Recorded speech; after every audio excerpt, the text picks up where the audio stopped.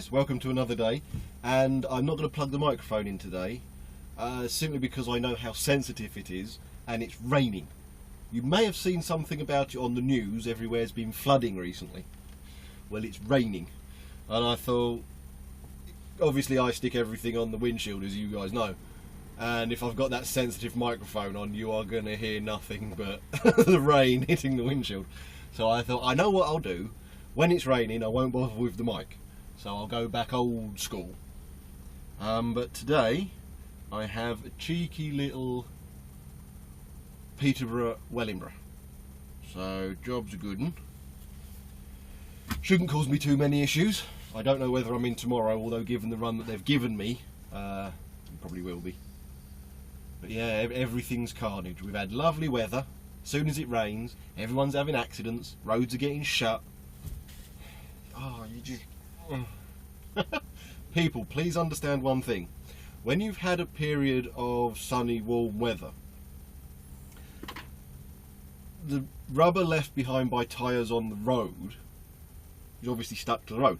When it rains, that surface becomes really slippery. I mean properly slippery. Certain areas become almost like ice. So when you've had a period of hot weather and it rains, don't drive like a moron. Slow it down a bit. But it's just, every time it happens, crashes everywhere. But anyway, I'm going to crack on with my day, and I shall see you a bit later on.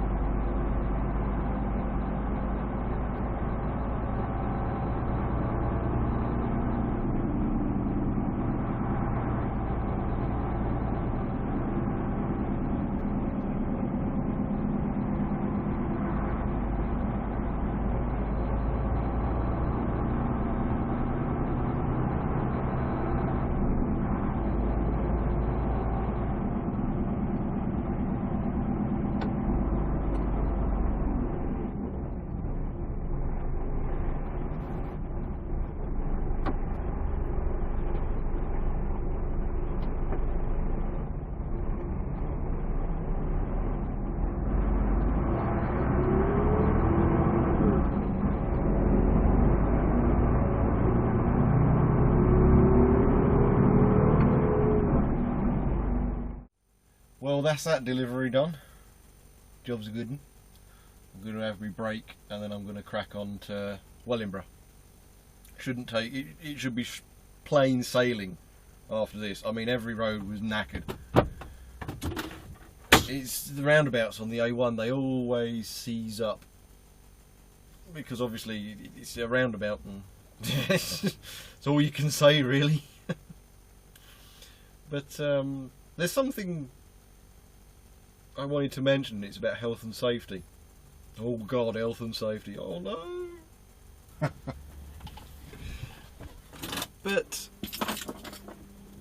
some sites you go to will have little idiosyncrasies about the rules, I suppose is a word I'm looking for. And once you've been doing this long enough, you know the rules of a site. Don't exceed the site speed limit, 10, 15 miles an hour, whatever. High vis, steel toe caps worn at all times, walk on the pedestrian walkways and everything like that. All of that kind of stuff. It's kind of universal. But there are the odd little niggles at certain sites. Now, one of the things that bugs me is the driving around with your hazards on all the time. And you'll probably be like, but that's a good idea. Hazards are to show up something that's occurring that isn't predictable, if that makes sense. Like, you know, you bung your hazards on when you see all the traffic stopping on a motorway, don't you? Just to let everyone know that you're approaching a hazard. Is a truck driving round a yard unpredictable? You know, is it an unpredictable event that a truck would be driving around a yard with the engine going and, you know, all that kind of stuff? No, not really. However, when that vehicle decides it wants to manoeuvre, you know, go onto a dock, how's it going to indicate it's stopping to the person behind if its hazards are already on? It's always got me. Because I put my hazards on when I'm going to stop, when I'm going to manoeuvre. Or I'll indicate, for example, because obviously when your hazards are on, you can't indicate. But I'll indicate to let people go past. You know, we've all been on sites where it gets busy. And so I just flick my hazards on when I'm about to stop, so everybody knows I'm about to stop. Whereas you follow somebody around a yard who's got their hazards on, they just stop. So that's a personal gripe of mine. I mean, it's not beyond prediction that a vehicle will want to manoeuvre in a yard, but it is unpredictable at what point and which vehicle is going to manoeuvre in a yard, whereas a vehicle just driving round, yeah, that's going to happen. So I prefer to use hazards when I'm going to stop, just to let people know. But there is other things. For example, you'll get the site rules written down, and most of them are basic, but every so often you'll be reading them and you'll think, well, that's a bit dangerous. Oh, that's really not well thought through. A lot of health and safety rules are not written by the yard guys, they're written by the person on that site in charge of health and safety, who probably doesn't drive a truck and may not even have a driving licence, but you don't know. And there's one rule I was reading. When you're on dock, when the light to the left of the dock goes green, it is safe to move.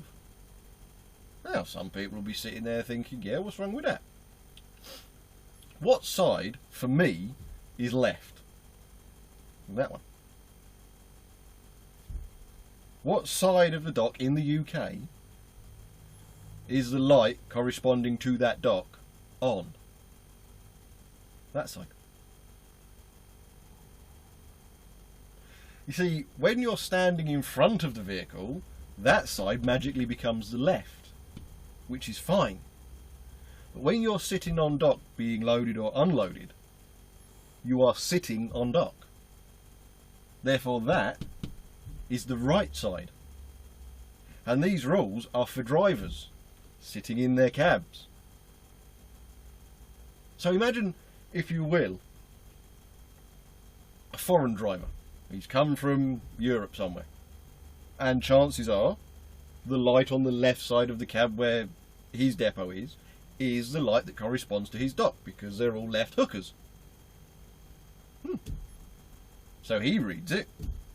Fine, okay, whatever. He's watching it. He's following all the site rules. He's done everything. Oh, it's gone green. Lovely jubbly.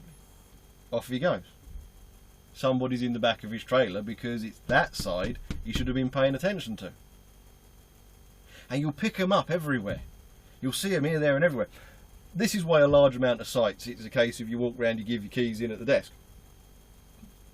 But I've been to sites where you give your keys into the desk, the light changes, you wander around, and they'll give you your keys. Oh, go and park up opposite drive, we'll get the paperwork in a minute.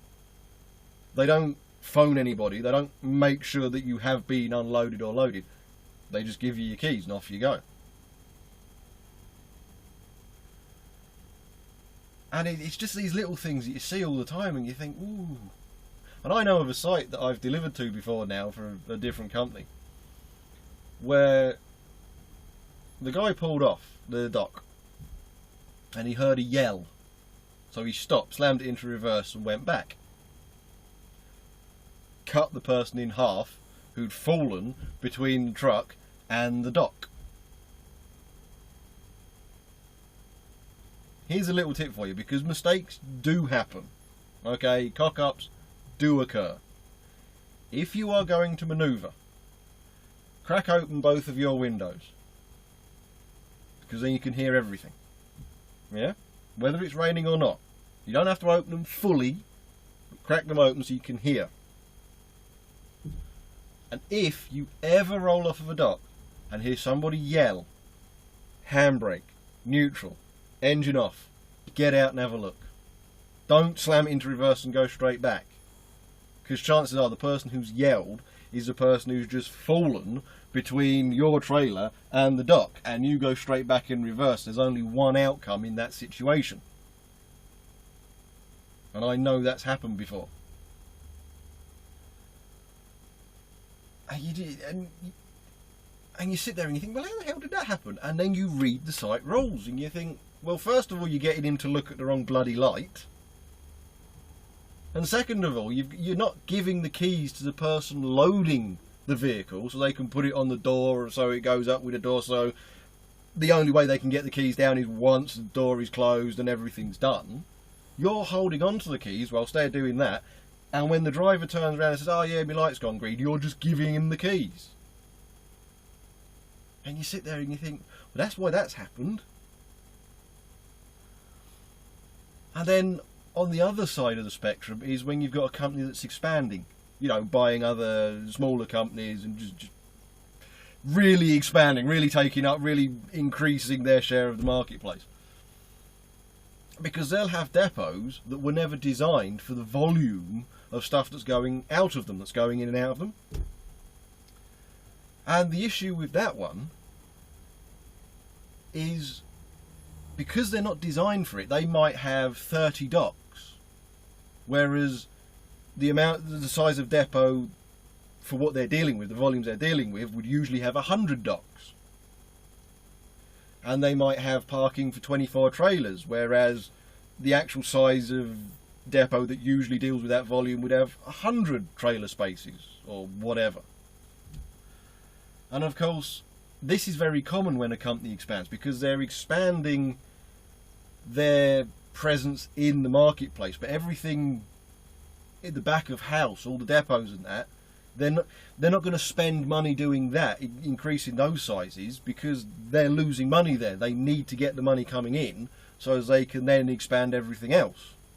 And so for a while, when a company's expanding, you will get certain depots that are not designed for the volume they're dealing with. So they won't have the pedestrian walkways. They'll be badly lit. They won't have enough spaces, so you'll get trailers dropped in the middle of the yard. And then something will go wrong, because you've got two guys behind the desk when... Let's say, for example, it's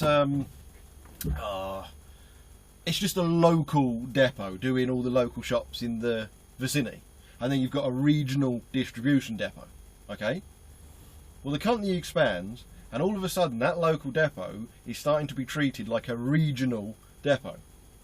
Now the regional depot's got 200 spaces, 100 and something docks, 6 people behind transport, 4 people at the security gate, the works. The local depot has 1 poor security sod, 2 people behind transport. And they're now having to deal with what the regional depots deal with. So you can see where things go wrong, and something gets overlooked.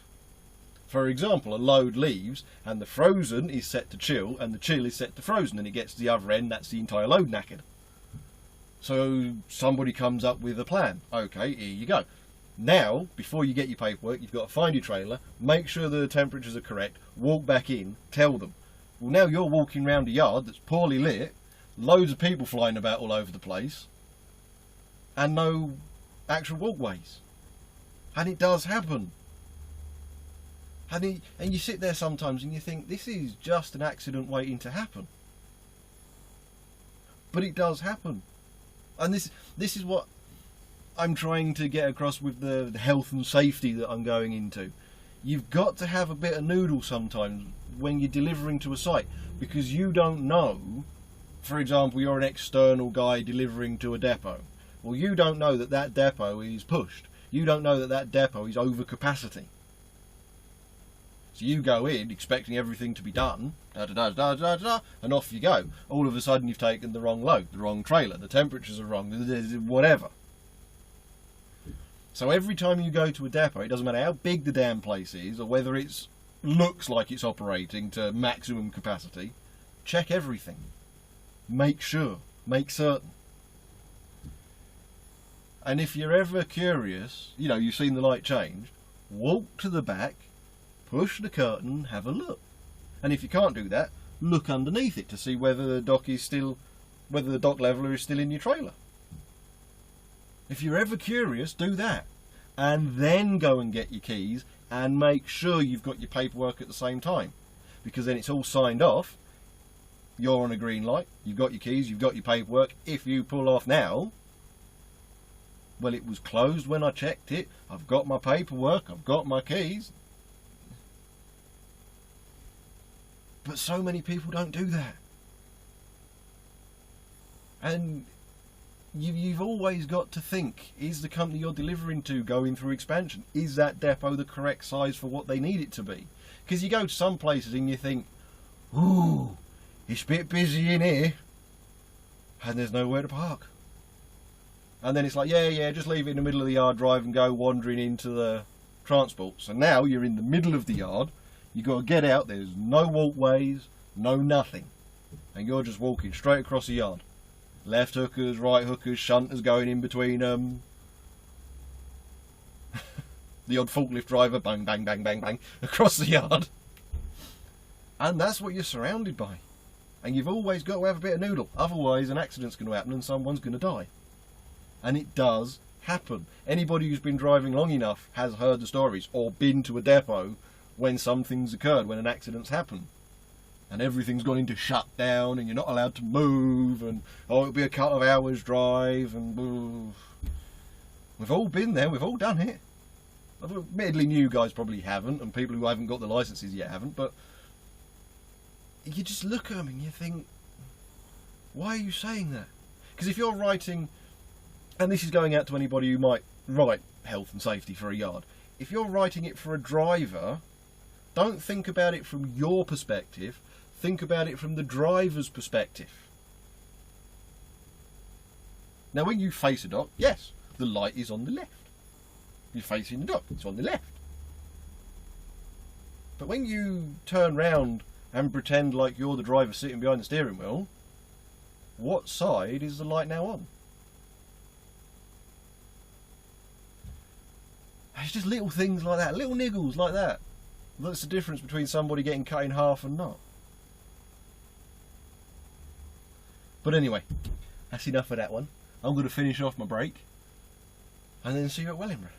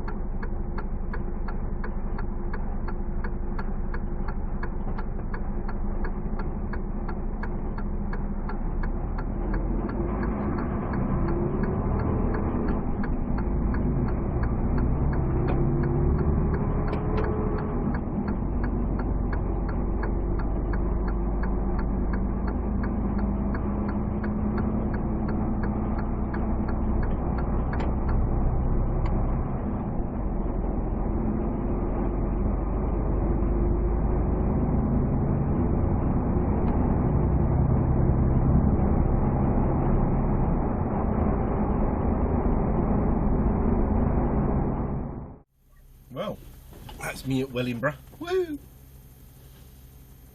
Nice and easy. Now, obviously I said about the health and safety, about the light being on the right hand side. Excuse me. Just had a bag of crisps. About the light being on the right hand side. Well, if you want to get really technical, because obviously when you're looking at it, it's on the left hand side. Why not just tell them in the gubbins, in the gump, that when the light to the right of your vehicle lies in the one in the right door mirror, the light in the right door mirror goes green, and then done. So, well, but whatever. That's whatever it is. It doesn't really matter. But I know there's a couple of people who watch me who deliver to this site in Wellingborough. And what I'm about to say is probably going to make them giggle. In goods receiving, you have a can vending machine, a snack vending machine, and a Clicks tea machine. And for as long as I can remember now, every time I've come here, the snack machine, the one in the middle, always says use exact change. Fair enough. There are items in that machine that are £1, exactly £1. So you get your pound out, bung the pound in. Now, a bag of crisps in that machine is 50p. Some of the chocolate bars are 60p, and bags of Haribo are £1. So you bung the pound in. Doesn't accept it. So you bung the pound in. Doesn't accept it. So you get another pound, you bung that in. Doesn't accept it. You've got to use exact change. The items I want are £1, exactly £1. I have exactly £1. I am putting it exactly in. No, you need exact change.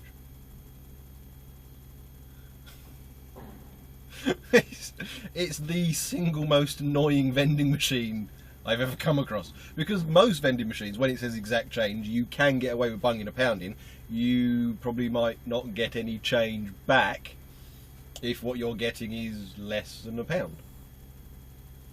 But no, that one, no, it's got to be exact change. You can make it up in a 10p, 2 20p and the 50p, or all 20p or all 10p. You can make it up like that, but you put a pound in, no, it's got to be exact change. And you're like, it is.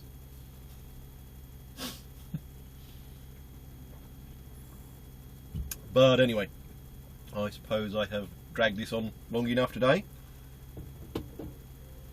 So, thanks for watching, guys. Like, subscribe, share about, do whatever it is you usually do. I'll see you in the next one. I do have a shift tomorrow, 11:15 I believe. So by the time I get back, drop this trailer. I think it's another hire trailer looking at the number. It's not one of our numbers, so I'm guessing it's a hire trailer, if that makes sense, because obviously all the vehicles we have are hired. But this one looks like it's a hired trailer, if that makes any sense whatsoever. But yeah, cheers for watching, like I said, and I shall see you in the next one. So thanks, guys.